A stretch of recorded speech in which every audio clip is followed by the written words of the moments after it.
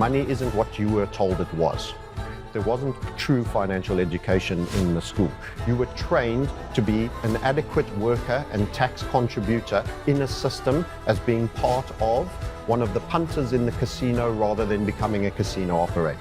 But you have to focus on understanding the rules of the game and recognizing there's a financial war which leads to a social war actively in a very benign, anesthetizing way working against you that you can coexist without realizing it's happening.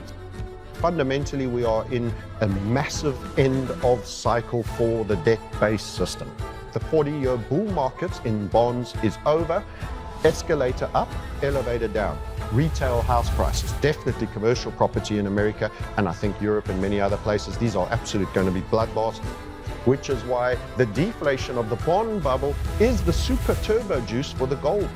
How do you see the setup in terms of the economy in the coming years? I think you mentioned the word Hyper-Stagflation. Can you maybe elaborate on that?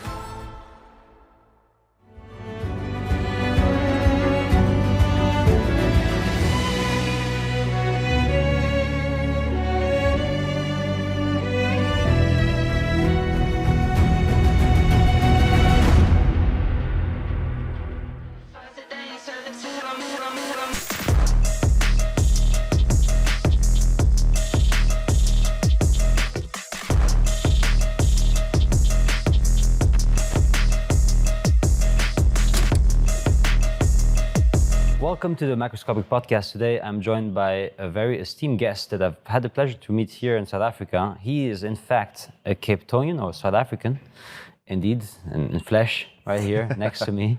I've had the pleasure to talk with you in many different panel discussions and also at dinners, all the activities that we did. Very glad actually that you joined us because I think you're a great addition to the group. Learned many things. You have also I think sometimes atypical insights or way of thinking or seeing the world, which we'll be discussing actually. This interview is actually part of the Future of Finance English edition that is sponsored by GoldRepublic and OKX. And today I wanted to, in this short interview, to be able to kind of understand your thinking, how you see the world, through which lens do you see it, and what is your methodology, your frameworks. So the first question I always ask actually is, what is your most heretical view on the monetary system? Heretical, wow. It has a witchy type feel, that to me. But we were discussing earlier, and I would certainly say if you take things up to the absolute highest level, it comes down to nobody looks after your financial future but yourself. And many of the forces that you assume are benign or actually working for you could in fact be working against you. And we spoke about the policies of central bankers being broadly inflationary. They are working against you. That is an additional taxation, and that allows them to overspend, build wealth, secure more assets, and you're on the wrong side of the casino table. You're not the operator at the casino, you're a punter. And you've got to avoid those situations where you're the one put on the wrong side of a compound interest equation, such as inflation. So generally, I want more people. My most heretical view is a call to arms, more people. Finance isn't for a certain kind of person. Your financial standing is 100% your responsibility. You can be a ballerina, incredibly artistic. We should aim to distill things down very simply, that someone who's very much in the arts and doesn't think they're a money person can actually do a couple of simple steps that ensure that they don't get brutalized by what is a weighted table in the casino, and for which most people default to being on the wrong side of. So that's my heretical system. It's not a benevolent system. It's not an equitable system. There is supremacy. There are insiders, without doubt, and you start out as an outsider. And you have to recognize the rules of the game, otherwise you can't win in the game. And people that don't understand the nature of the game, who are playing checkers while others are playing chess, they get smashed. And then they think they've been unlucky, or they think they were too stupid, or they think any kinds of things. You're none of those things. But you have to focus on understanding the rules of the game and recognizing there's a financial war which leads to a social war actively in a very benign, anesthetizing way working against you that you can coexist without realizing it's happening. It's a slippery slope that is slow at first and then suddenly turns into contagion, and by the time you realize it can be too late. So that's my heretical view. So you just mentioned the rules of the game, and I think that's also like a quite interesting angle to look at it. What are the most misunderstood rules of the game that, and because you just mentioned it, and I think it's important also in this interview that I think for a broader audience to understand what are those that are the most important to actually grasp when it comes to finance? Everybody needs to, so the first point in my first answer is that everybody needs to take accountability for your outcomes. You can't delegate that to an independent financial advisor or someone else. You have to understand what is being done in your name if you are using intermediaries. So that was point one that I mentioned in my initial answer. Other aspects is money isn't what you were told it was. There wasn't true financial education in the school. You were trained to be an adequate worker and tax contributor in a system as being part of one of the punters in the casino rather than becoming a casino operator. So you are trained, your default positioning, your education system is to be compliant, to be not too awake and aware to the rules of the game, and to feed the machine, which lives off you, almost vampirically, which is how I view the concept of steady inflation compounding against you. One of the most dangerous things in the world. So understanding money, understanding the power of compounding is the most misappreciated aspect. You've got to start compounding, and the greatest gift of compounding for you, if you get it positive compounding instead of having an inflation rate negatively compounding against you, is that duration. Every day you're getting a tiny bit wealthier. And most people are set up that actually every day, in true buying terms, not in a dollar, not in everything else, have and are getting poorer. And the minute you can realize that, duration, time, is the big multiplier, and a small little edge. If you can compound a small little edge on a daily basis, and there are simple steps that can be taken, you get your own independence financially. And the true goal is I want as many people to reach a point of financial independence. I'm super fortunate. I get to participate in this awesome event with you. I don't have to ask anybody. I don't need anybody's position to do many things. If there's anything I want to do, I can largely afford most things. And that's an incredible way to live life. You can be passionate. You can be aligned to something you truly are. So mine is communicating and talking about the economic system and helping others get to a point where I'm fortunate to be. So there's a trainer, educator in there. And there's someone who's continually active in the market. So I love the game. The minute you gamify something, and you turn it, particularly for males, I would say, we all love a game. But we don't understand the drudgery of a gray-suited financial system. Gamify it. Get yourself compounding in a positive manner on a day-to-day basis, that every day you're getting that tiny bit wealthier. So that's something positive you can do to negate a system that's actually designed to skew against you. So that would be another point. Maybe I should let you unpack that, but there's more I can give if you want to drill further. Yeah, sure. I mean, you've also been, I didn't mention that, but you also didn't mention it either, but you've been around for at least 30 years as an active trader in the market. So you've seen plenty. You've made, I guess, also many trades. I also probably think you also made many bad trades, just as you did many good trades, right? There's like this rule of thumb that says that a good trader does 51% good trades because the rest is like... he can do 10% good trades. The key thing is, what is he getting when he's winning versus what is he losing when he's wrong? Yeah. In fact, I'm on YouTube all the time, and the lowest common denominator commentator on YouTube will often point out where we've been wrong. And actually, it's a good thing because it keeps me humble, and I can, people can get too high on their certainty when they've got a few things right, and go, I'm going to keep hammering home on this. So I all benefit from it, from all forms of interaction, but sometimes they miss the concept. If you are trading a risk-reward ratio of 10, you can be 9 times in a row wrong and still be close to net up. So it's not always about being right, but it's about getting the big structure accurate, which you have a lot of time to study and see. And you get to see the daily developments that either enforce your view or undermine it. And you've got to have the self-awareness to say, I don't know if that actually fits in my view anymore. I should be tweaking or adjusting. So I look at this like a futurist. Where are we heading? And continue to fine-tune the wheel and as captain of the ship, according to the new feedbacks that are coming in. And you have to be prepared to adjust. People get too belligerent and they get too bought in. So one of your biggest enemies as someone who's looking to be independently financially wealthy is a belief system. Even on we're here, we talk a lot about gold, and it's deeply entrenched with me. But there will come a point where maybe your gold should be sold for land or property. There will come that point, as bullish as we are. But we've got to this point fundamentally because we've continued to have the view and we continue to get positively endorsed for that view. So we press home our advantage. Druckenmiller was famous, who was a partner with Soros, for putting the piggy in front, the piggy bank. And he said, when right, be damn right. Because you're not going to be right very often. And actually, I don't even care to be right for very often because that's actually a bad positivity loop. It leads to bad decisions later. You get too full of yourself. Everyone has an ego, etc., etc. It's good to be regularly reset with a wrong view. So being wrong is not the great failing that people tell you of. It's how much do you lose when you're wrong and how much do you make as a trader when you're right. And broadly, before trading, you should actually be an investor. So you've got to earn the right to leverage. And investing is showing up, putting in every day, week, month, depending on how you paid, a little bit in. And I've been a net investor in gold and silver. And I'll tell you in truth, it's only really in the last few years that it's paid, but I kept digging.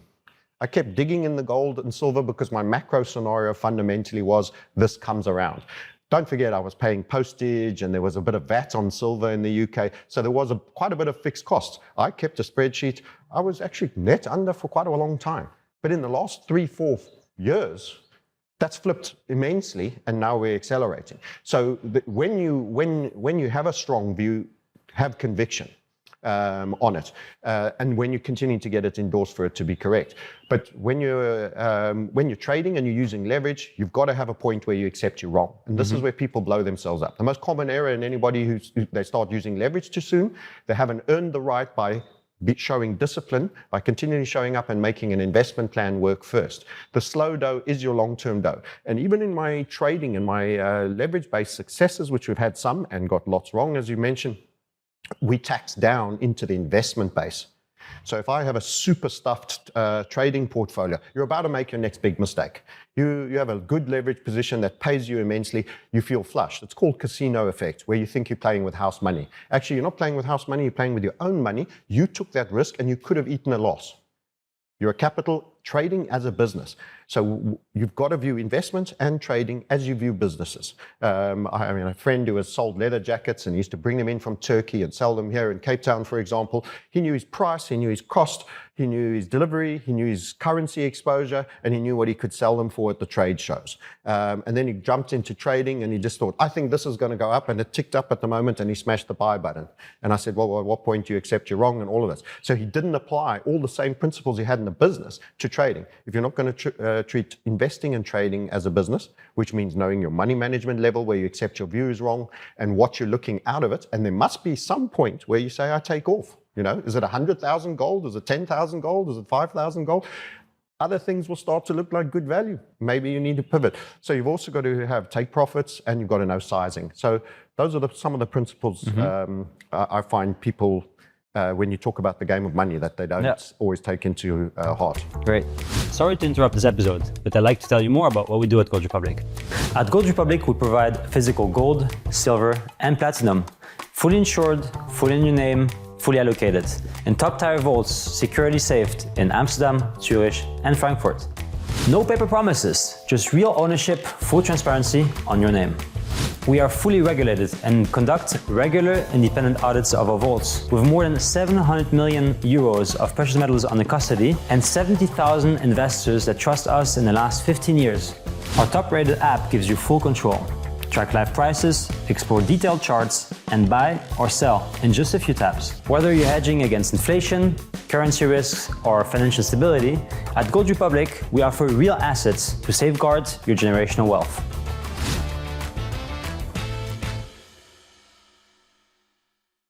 On another totally different question, I actually forgot, but I was wondering, why do you call yourself the market sniper?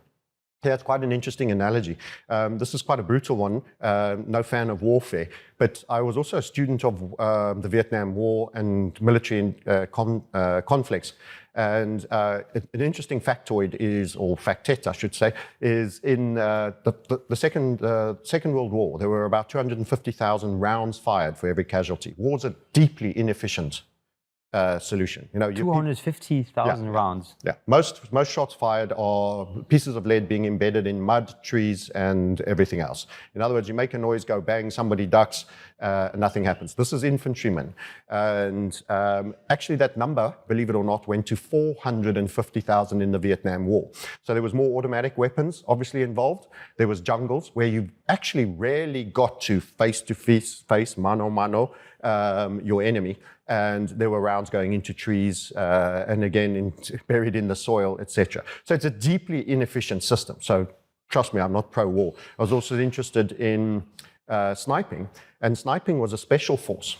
It wasn't even traditional infantry, and they worked in pairs. They were more solitary. I've kind of been a bit of a lone wolf, close to the pack, but walk my own way kind of guy, and sort of in the Sigma personality rather than someone who's trying to be alpha. And snipers were like this. They were higher ranking. They served the purpose of reconnaissance, so they were the eyes on the ground. And do you have any idea? I'll give you an opportunity to guess what the amount of rounds they fired per casualty. I'll say 1 to 3. You're actually very good guess. 1.3. 1.3. 1.3. Bullet shots is 1 casualty. Yes. So basically, they rarely missed. It's almost a one-to-one relationship. And if the game, so we're gamifying this, we're not trying to have dead bodies as a product, but if we just gamify on an efficiency basis, you have an infantryman that is firing 450 rounds, eats the same amount, takes the same amount of managing, needs letters home to mommy and girlfriend, and all the same thing that your sniper does. Who's the guy who is creating the fear and doing the damage? Just on a one to another. And you very quickly come to the conclusions that snipers were inevitably absolutely deadly. In World War II, there were many instances of entire towns being held up with 2 or 3 snipers. Even with tanks, divisions had problems because you've got to put a head out at some point. And you could have crossfires coming from incredibly accurate snipers. And what's the difference between sniping and an infantryman? And the reason they have that hit rate that is so super effective for what they do is that they don't shoot unless they're almost in a high state of conviction that they've got the hit. They're a specialist. Unlike the infantryman who is kind of a general guy, a workman on the shop floor. They're absolutely specialist, uniquely trained. They shot far less, which obviously means higher conviction, and that gives the efficiency level. And they also always secured their exits. So they never disclosed where they were or what their position. Try and move a battalion through a jungle and not hear it. I was in the military in this country. It was compulsory. And they did a demonstration of just banging what we used to call our Dixie cans together on another hill. And we sat at night, completely dark, and they went and did the demonstration. The sound carries for miles. It absolutely, in the bushveld, the world, it carries for miles. These guys are silent stalkers. In fact, we had a lynx as our, which is a night fighting cat, as our infantry division, and our special forces often follow on that lineage. So the key thing is, they rarely heard, rarely seen, and they never shot another soldier. They shot high value targets. You change a war if you shoot a field marshal who's heard that there's nothing going on. They never shoot, so there's nothing going on. They think it's safe for a landing. A brigadier or a general comes to visit with his Batman quietly, doesn't even tell in his own soldiers, and the sniper's been observing all that time. And he gets a clean shot on a high-ranking officer. Now, bang! You've taken out a massive head, you've stopped an operation from happening, you've caused mayhem and chaos, and you know your exits and you get the hell out of Dodge so that you're not caught. That is the plight of a sniper. And you have to be that. It's hit and run. It's shoot and scoot. While infantry brigades, they can't duck fast round the hill. Nothing's fast when you're dealing with hundreds of men, logistics, tents, and all the whole shooting match. Snipers sleep in a hole and pee 1 yard away, you know. So that was the ancient. And in trading and investing, particularly with trading where there's leverage involved. You need this power. You don't put your money on risk unless A, you have, in your assessment, a very high probability potential trade. That means you need methodology, an idea, a stop loss. And the stop loss is, of course, getting out, knowing how you're getting out if you miss or even if you hit so that you're not recognized, and all of these principles. So the accuracy and the efficiency of snipers compared to the regular. Most retail traders are infantrymen. They get a notion, they get a hunch, I've got a gut feeling, and they whale in. And even with investors, there's some of that as well. Or they buy news, somebody said, there was always rumors, there's some Viet Cong over there, or there's some SWAPO, or there's some communist enemy. You don't deal in that. You go look for yourself, you read the lie of the land, you stay absolutely out of the trades. Most times the best trade is no trade. The biggest advantage a retail investor or trader has is they don't have to be in the market. There are brokers that are running books. They have to offer a bid and an ask at all times in the market. These guys are permanently on stress. They've got to be able to sell at a level and buy at a level. As a trader and investor who gets to choose your point of engagement, wait until it's a high probability moment. Most aren't. And that's where our HVF method, which is a volatility squeeze, when the market goes super quiet, is one of the most unique engagement points. Because if we guess the right direction it moves, volatility is such that it goes away very slowly. It's kind of like the tide, it drains away slowly. It's not high drama. You first have a big event, then it calms, it calms, it calms. You can get very tight risk management stops, and then a sudden move, which is a breakout, comes, you get an asymmetric reward. And that's how you don't have to be right all the time. You just have to be right some of the time. And that leads to that compounding being positive for your trading account that then ends up dropped down into your gold investment strategy, your property investment strategy, and you build a pyramid of wealth with the unleveraged being your foundation. And it must be the biggest part as well. So quite a bit in that for you. Great. Let's continue on that, because I'm curious then to see how you then, because then if I understood correctly, volatility is a cornerstone of your method or like your way of approaching it. So if we apply this now to the environment we're in today, you could say that today is quite a volatile environment in the past months, even years. How would you go about this? So just analyzing what's gone on in markets using volatility is the filter. I think that will go a long way to answering what you questioned. What was super interesting on Bitcoin, for example, is that we had incredibly low volatility before the sell-off to the downside. And actually, I was wrong. I thought, it might go to the upside. I watched it. The minute it had fallen a little bit, I was out with a loss on both Bitcoin, and I also trade one particular alt token. I thought it might reassert, and I flipped the other direction. So I'm agnostic. I'm not married. Remember the belief system? Don't get a belief system. Too many Bitcoin maxis, they're never going to short Bitcoin. They just can't do it. They just can't hit that sell button.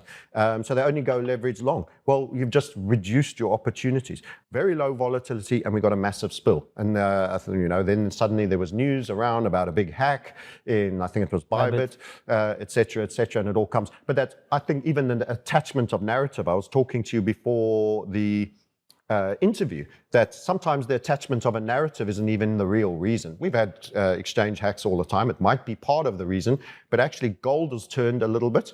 We had a 2,900 targets from the 2,000 breakout point, and we think there's a localized high. We had already called a localized high on XRP in the crypto space as well, at 3.36. So what we're actually seeing is a lot of our upside trades have met their key targets, and there's a degree of fatigue. So I've got right now a little bit of risk off, and all of those upsides started with what we call an HVF setup. Right down at $2,011, we've actually landed a 38 RRR.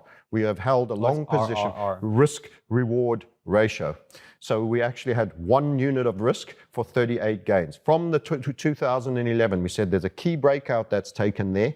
We had a continuation pattern, almost 3 years. You've got to remember the high was 2020, post-CV.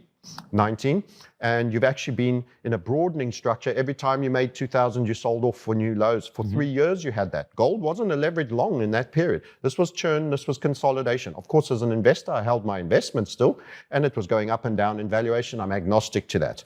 But once we got the breakout of a key level, which was part of our technical criteria, utilizing the HVF method. We got a beautiful little squeeze just above the 2000. So it got above the 2000, and now the 2000 was support. So what was resistance and kept getting sold off after running 2000, the third time, the fourth time is your break. And those little rules serve you incredibly well. This is pattern trading inside of our methodology. So we actually put on 1 unit of risk and got a 38 running to 2,900.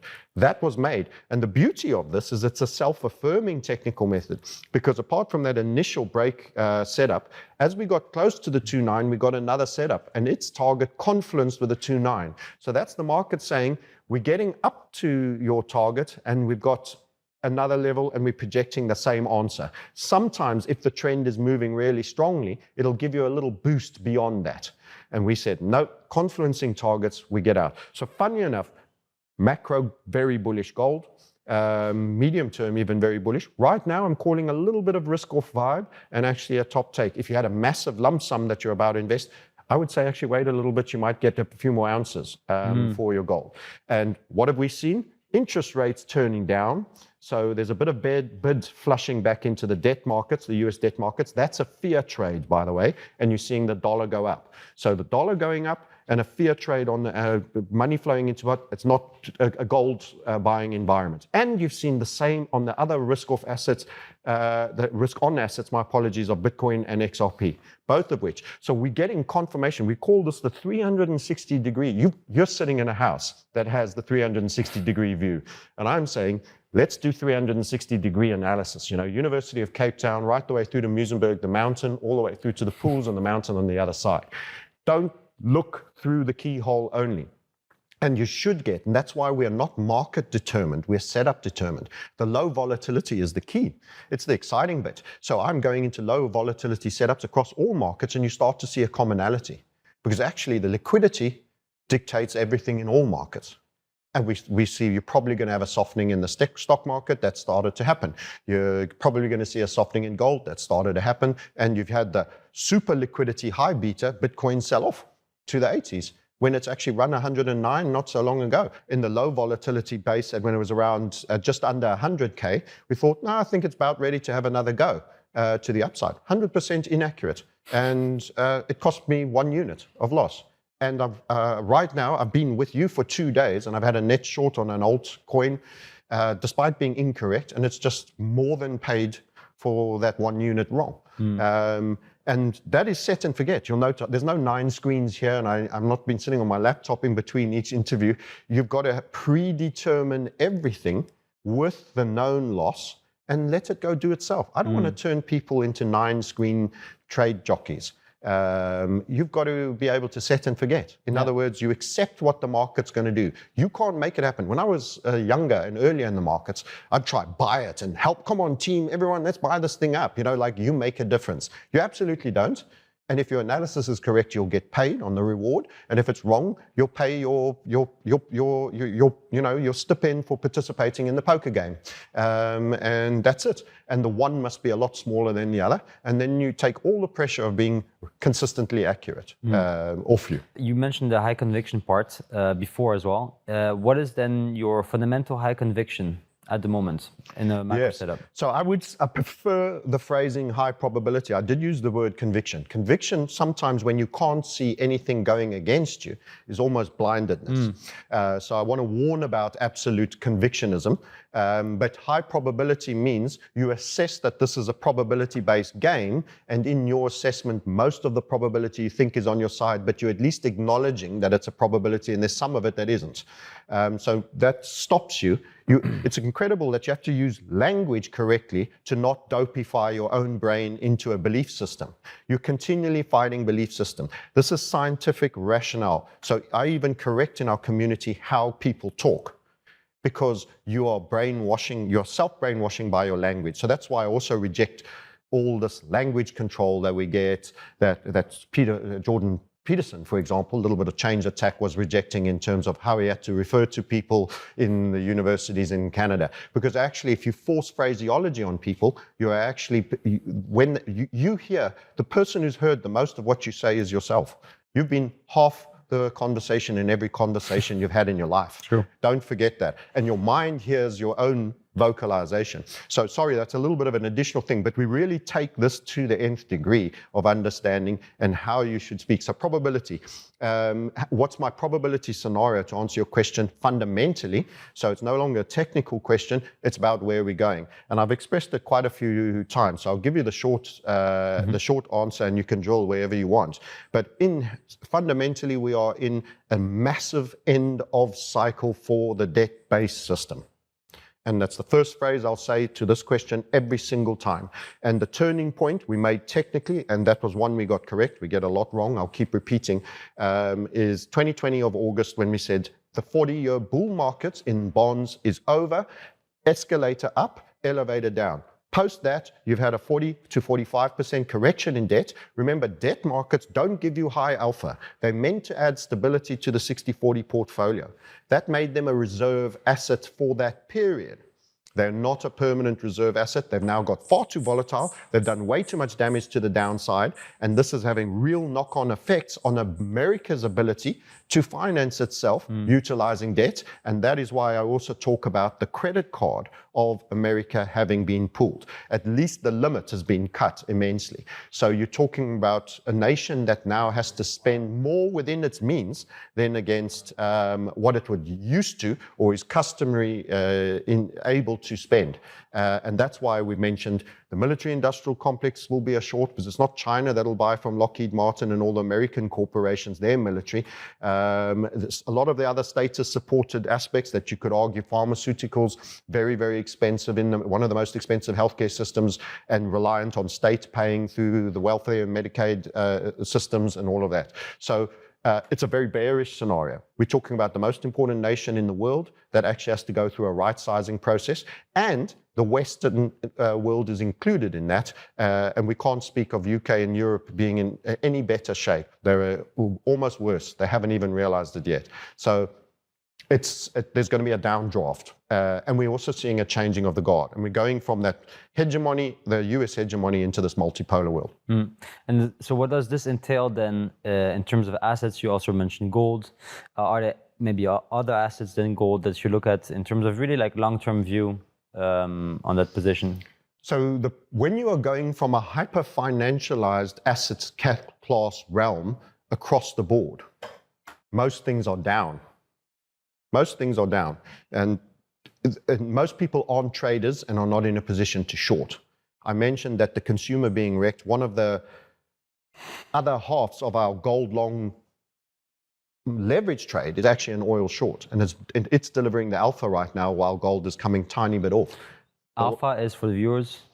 The above average returns. It's giving the positive returns that are beyond that which you could get in a T-bill, for example, a hurdle rate. So that's the extra performance. Anybody can put money in the bank and get that. There's no skill in that. So the alpha is, what do you give me value add wise beyond which most people could secure fairly easy? And that's the grease factor that makes you better than brilliance, or average at least, and earns you a right to a potential fee if you're a hedge manager, et cetera, although unfortunately there's a lot of average and below average performances in the hedge fund industry that getting paid. That's more a contractual issue, and buyers not holding their toes to the fire. But anyway, back to answering your question.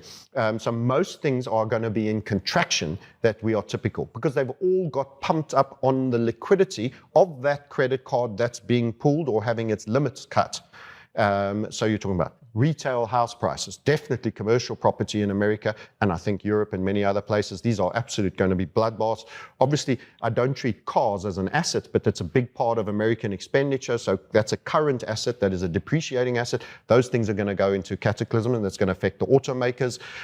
There's a lot of equities in America that borrowed to pay dividends because it was so cheap when we were near zero. That it made better sense on a cost of capital basis, that have added debt to their balance sheets and now face a much higher interest rate. So you're looking at a hyper-valued stock market because the bond value market's looking so sick, and you're having the financial engineering also in that same stock market. So it's not a long call on equities for the next 5 years, certainly not.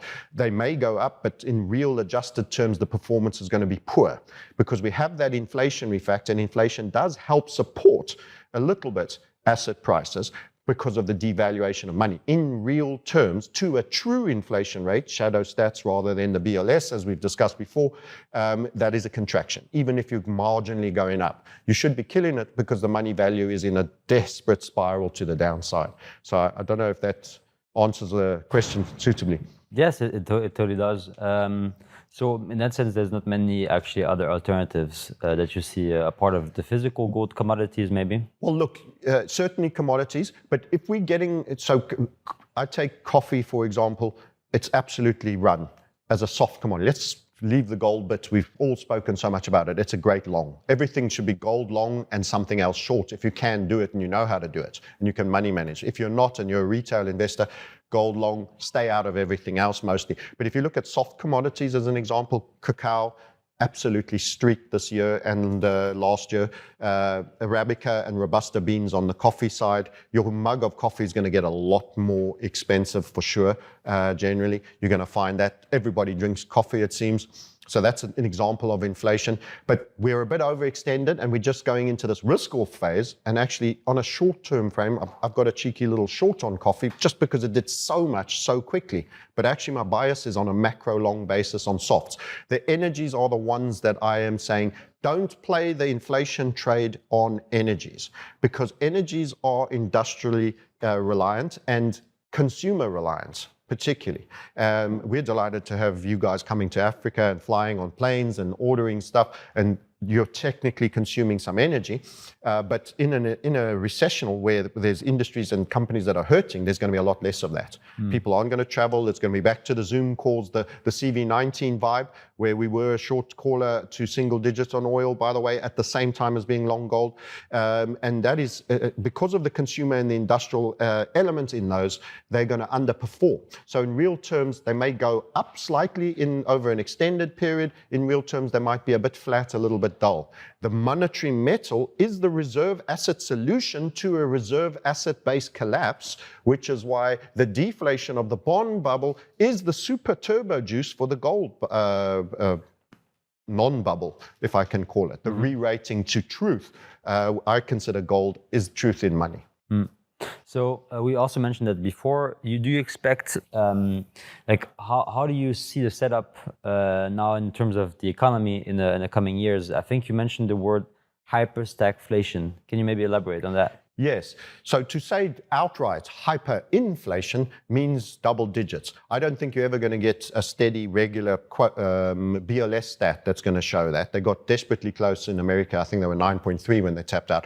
In truth, you probably have been in the double digits, but you're not getting Zimbabwe numbers. So hyperstagflation is meant to apply from when you're in sort of double digits. So we've had minor spells of that in truth on not on BLS stats, but on the likes of people that are using Ronald Reagan's measure since the 80s, which we mentioned, John Williams of Shadow Stats. But the hyper part is like a multiplier. The big thing is the combination of stubbornly high inflation, not necessarily always hyper, but close to the border of it, close to double digits, maybe sometimes being in double digits, combined with contraction in growth. So that's the bad side on both trades. You've got to remember that we went through a globalization process where there actually was, according to Greenspan, a miracle golden era of economics. Everyone said what a genius he was and did it, which all entailed very low inflation and major asset price moves. The inflation was always there. The liquidity was created. They went into the asset categories. And the asset categories were shooting up. The stock market, the property boom, the dot-com boom before it, all of those things. That was inflation. It is excess liquidity. But you didn't see it in your milk price, your bread price at the time, because it hadn't got to base level commodities. We've got to remember that commodities are commoditization. These are scaled goods with very normal returns. They don't have super normal returns. Farmers got ever more efficient. Eventually you can run 40,000, 60,000 hectares on a family, with 4 or 5 workers, with combine harvesters and all of that. So we got a lot of efficiencies. And of course, in terms of manufacture and clothing, that all went east, much lower labor costs. So everything, you could have a throwaway society, a high consumption society that you bought trainers, you used them for 3 years, you threw them away, t-shirts, whatever, and we had this super binge economy that was called the Goldilocks economy. And as you get a beautiful day, as we have today, so follows it a night, because that's equilibrium, and we had supposedly low inflation at the consumer everyday products level with a super asset price inflation. Property market went up, stock markets are flying, all of this. If you're a boomer and you aren't a millionaire, you've cocked up in my book. That's my take, really. You've been given enough booms to chase to close out in America that, you've done something wrong. You've had all the opportunities on the debt leveraging. Now we've got to have the deleveraging. You get asset price deflation, and you're going to have stubbornly high interest rates. This is a macro, far larger cycled version than that which we faced in the 70s. With the stagnation of a decade and a half. Stock market went nowhere in real terms from 68 till about 82 when the bull market is believed to have gone forward. So you weren't making money there. Your money bought less. Things were stubbornly expensive, and they had to devalue the debt that they had created for the Vietnam War. And going back to the military example that we studied, they dropped more bombs in Vietnam, the Americans, than they did in all of World War II. So, how's that for productive expenditure? Most of them did no damage to Vietnamese. I'm kind of glad about that. But they did chemical warfare, Agent Orange. You're talking about flaming the forest with hurricanes. What was it called again? Napalm. All of this is ridiculous. Breaches of human rights. Let's not get into the social construct and the morality of it. But the productivity of the huge expense thrown to the military-industrial complex to make holes in the ground has to be probably the worst thing. And the debt it caused inflicted almost a decade and a half of hardship on Americans in an economic sense. That probably equates the damage it did in chemicals and all of that to the Vietnamese populace. Obviously, you can't compare loss of life and that with a financial putback. We'd all choose to stay alive and have a tough paycheck. But, American paid for that. And now that's the microcosm. We've got a macro version of that, because it's been pulled for good. You reined it back because Volcker did the hard stuff. He took the early opium addict off the opium, put him on a substitute quickly weaned him off, and then started feeding him green smoothies, as I sometimes say, and brought him around. And then we had the 40-year bull market, everyone after him, for which Greenspan is probably the biggest criminal and isn't called out on it, went the liquidity experiment way. And we're now coming to the end of that cycle. We're basically America after the Vietnam War, only instead of that, it's a far bigger scale because the percentage of debt was nowhere near what it was when they started the war. Everything is far older, worse off, and more leveraged. And then you add, this is a synchronized game that has gone all the way across most of the world, but particularly Western European nations and the Commonwealth. And you're saying this isn't going to be just an American issue. Look at the UK right now, look at the EU generally right now. They haven't even worked out that they should be cutting. They're still a social welfare state that thinks they can put things on the credit card. Who's going to be buying that debt? You've got to ask. So it doesn't end well. Francis, it's unfortunately the end of our conversation now, but it was short and juicy, I would have to say. Like, you are able to just spit so many words in a second and all making it sense, just like as if you were reading off a book. It's an absolute pleasure to always listen to you. I hope that we have another occasion in the future to have many more of those interviews. It was a really nice and true pleasure to meet you and spend those days with you. Thank you so much. And I want to really say what an amazing show you guys have run. And I'm really grateful to have been part of it myself. And you put on an incredible event, and you've looked after me in my own country, which I almost feel embarrassed about, incredibly well. So thank you for spending the time with me too. It's been great to have the platform to put a message across. We all, Mess and I, are truly passionate about, hopefully, getting as many people awake to where we are. Yeah, let's keep up the work. Indeed. Thank you. God's work. God's work. Amen.